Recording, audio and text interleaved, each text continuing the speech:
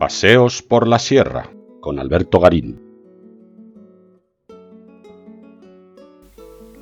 El sitio romano de La Tejada se encuentra situado en Quintanilla de la Cueza, una pedanía del municipio de Cervatos de la Cueza, en la provincia de Palencia.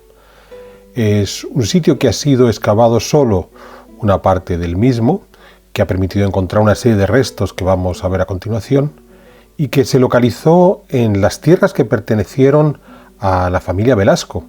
Hemos tenido ocasión de visitar el lugar con los descendientes de los antiguos propietarios e incluso de platicar con el hijo del propietario que vendió el lugar a la Diputación Provincial de Palencia para comenzar las investigaciones arqueológicas. Anastasio Velasco, Anes para los amigos. Estamos en La Tejada. Esta es una villa romana que su origen viene de hace muchos años. Yo cuando era pequeñito, este se llamaba el Pago de la Tejada porque aparecían muchas tejas. Y entonces un día un vecino de mi padre, que era el alcalde de aquí, de esta localidad, pues encontró unas monedas y dice, uy, esto debe ser muy importante. Entonces mi padre, como no lo iba a explotar, decidió cedérselo a la Diputación. No era posible porque cedido no era legal, entonces lo vendió. Lo vendió por 5.000 pesetas para que la Diputación lo explotara. Y esto es lo que tenemos ahora aquí. Se me olvidaba decir que yo esto lo conocía porque venía con mi madre a esta tierra. Había una tierra que era en forma de cuatro, se llamaba la tierra del cuatro de La Tejada. Y entonces venía aquí con mi madre, que era pequeñito, y me traía, iban a coger garbanzos, sembraban garbanzos, y me recostaba en un montón de garbanzos, y yo aquí terminaba de veía aparecer el día, viendo cómo mi madre cogía garbanzos. Y ahí es donde tú encontrabas pedazos de tejas. Ahí es donde encontraba pedazos de tejas. Todo apunta a que La Tejada no es una villa, entendida como un centro de explotación agropecuaria, sino algo mucho más elaborado, más complejo. Es cierto que solo tenemos excavada una parte de la extensión del sitio romano, pero la importancia de este lugar está asociada a la vecina calzada que desde Burdeos viajaba hasta Astorga, una calzada romana, sobre la cual en la actualidad se sigue desarrollando buena parte del Camino de Santiago.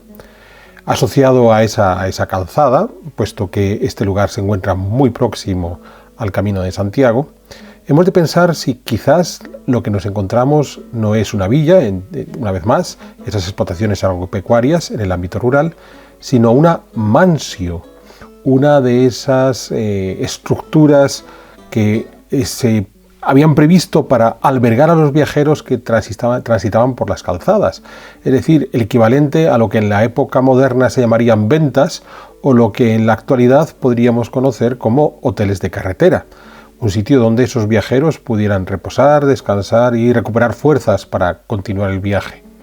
Pero además era una mansio de calidad, una mansio de lujo, pues como vamos a tener ocasión de ver, disponía de unos servicios bastante confortables. No solamente habitaciones individualizadas que podían ser calefactadas mediante hipocaustos, mediante la introducción de aire caliente por abajo de los suelos, el equivalente a nuestros suelos térmicos, sino también un área de piscinas y lugar de relax.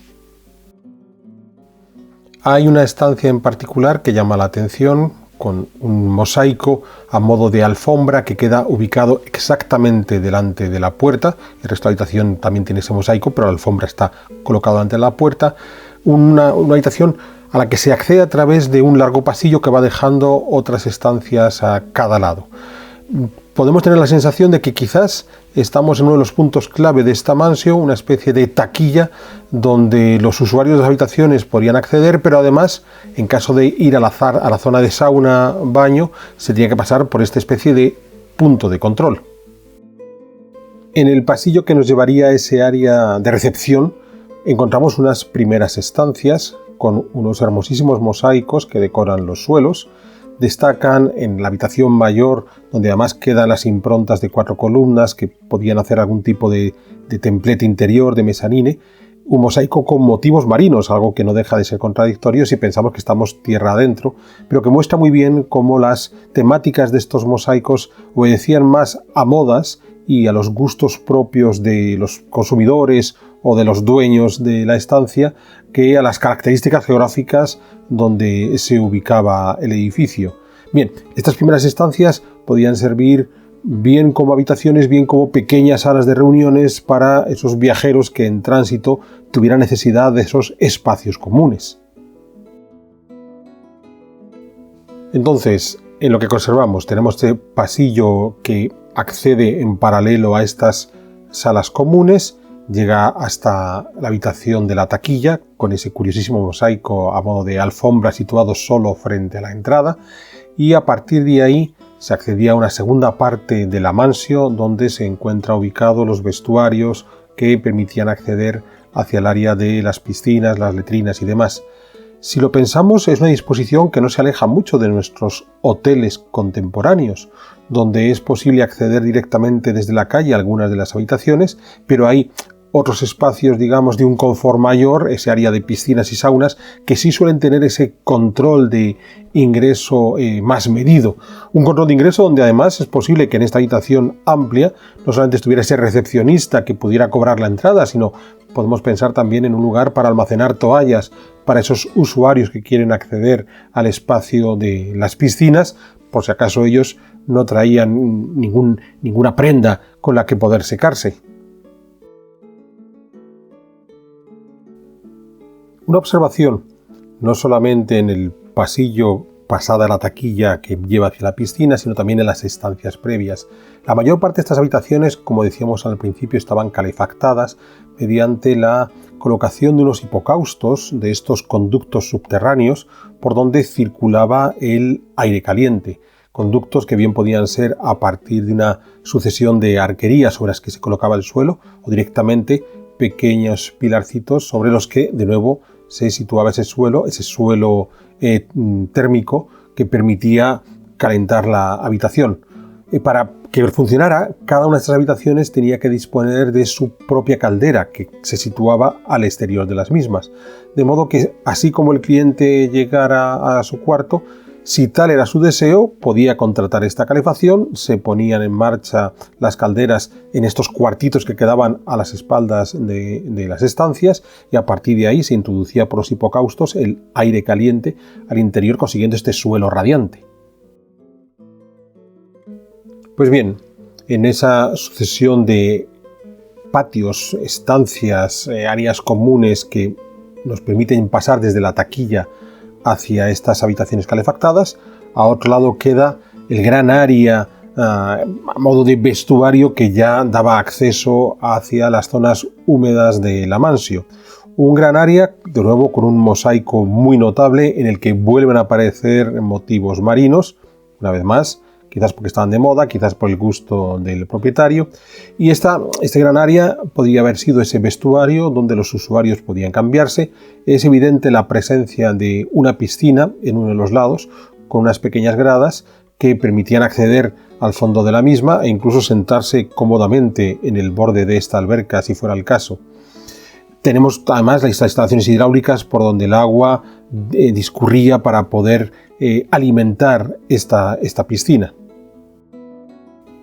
Y junto a esa piscina, también desde la habitación del gran mosaico, tenemos otras dos estancias. Una es un aljibe que está ya bastante deteriorado, además una de las estructuras más antiguas que se conserva de la mansio, quizás de las poquitas que hay del siglo I, que también albergaba agua, quizás sería la piscina de agua caliente, y a la par el espacio donde se situaban las letrinas, con una anteletrina y luego ya el espacio propiamente dicho. No podemos dejar llamar atención que incluso en ese vestíbulo previo a las letrinas propiamente dichas tenemos de nuevo un mosaico, ese gusto por el lujo y el confort, y después ya el habitáculo propiamente dicho de las letrinas. Y a la par ese otro aljibe o piscina, que quizás fuera del agua templada o el agua caliente, lo que exigiría más allá del área que se ha excavado hasta ahora la existencia de algún tipo de caldera, aunque quizás podía ser una segunda piscina de agua fría. Llegados aquí, ¿ante qué estamos? Pues estamos ante un Amancio, estos hoteles de carretera, que en su mayoría ya es del siglo IV, a pesar de que, insisto, hay algunos restos previos del siglo I. En esencia, lo que estamos viendo son estructuras del siglo IV. Ese siglo IV tan desconocido en la historia romana por considerar que ya estamos en un momento de crisis, de desaparición del imperio, pero que no es tal, porque si algo caracteriza este siglo IV fue el éxito económico, la abundancia de metales para moneda. No estamos en ese momento de crisis, no es que el Imperio Romano comience a descomponerse en el siglo III y sea una larguísima descomposición durante los siguientes 2 siglos, sino que superada esa crisis del siglo III hubo un siglo IV boyante, al final del cual ya con la llegada de los germanos entran unas dinámicas que acabaron con el imperio. Entonces, lo que estamos viendo aquí, en esta Amancio, es ese nivel de desarrollo económico, de confort, de lujo, que llegó a disfrutar el Imperio Romano durante este siglo IV. Pero además con una característica añadida. Habitualmente miramos al mundo de la arqueología, sobre todo en estos tiempos antiguos, apelando a una capa de la historia menos mundana, menos cotidiana. Estamos pensando en espacios de poder, en espacios religiosos, pero la virtud que tiene la Tejada, como la mayor parte de las villas romanas que podemos conocer de este siglo IV, es que nos están dando un testimonio, insisto, de esa vida cotidiana que no es el habitual cuando nos enfrentamos a la historia, pero que sí, en gran medida, es el habitual del Imperio Romano. Sin duda, si algo que caracterizó esta civilización fue ese gusto por una vida confortable. Y una vida confortable que va a contrastar tanto con las civilizaciones que podían ser contemporáneas en ese momento o poco después del propio Imperio Romano, a lo mejor excluyendo el mundo de la China.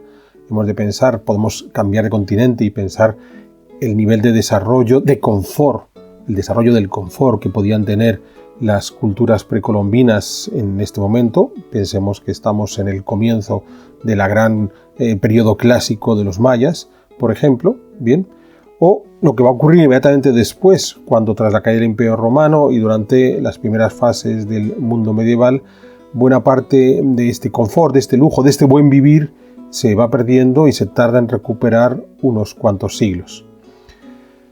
Un último detalle. Hemos hablado de la presencia de los mosaicos. Los mosaicos son sin duda el ejemplo máximo de esta forma de entender la vida. Un mosaico es una decoración que está prevista que dure muchísimo tiempo. La idea no está en cambiarlos cada semana, sino que es algo que se prevé para años, para décadas o para siglos, lo cual es un buen ejemplo del concepto que tenían en su mente estos romanos. Ellos consideraban que estaban creando una civilización que había de durar, no vamos a decir para la eternidad, pero sí durante milenios, y la forma de consolidarla era creando estas formas decorativas de lujo, pero que a su vez tenían que tener esa perdurabilidad en el tiempo, esas ganas de demostrar que lo que realmente deseaban era tener la vida lo más confortable posible.